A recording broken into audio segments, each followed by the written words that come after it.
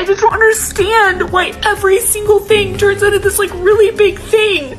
I want to start by saying how proud and thankful I am of her for allowing herself to feel that vulnerable in the name of awareness. You need some real strength to do that. She talks about that feeling where no one understands, and a lot of people don't, but so many of us also experience this and do understand.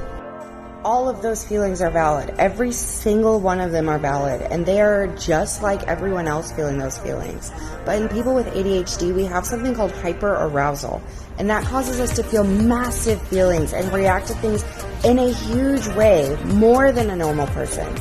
We get told things like, just calm down, it's not that big of a deal, whatever it is we're freaking out about is menial. But to us, those feelings are very real. You know, we feel them the same way other people do, just very strongly. My next video is about the science. The science behind hyperarousal is actually pretty interesting, to me at least. So we know from my previous videos that ADHD is a disorder of the prefrontal cortex and your nervous system, specifically the autonomic nervous system.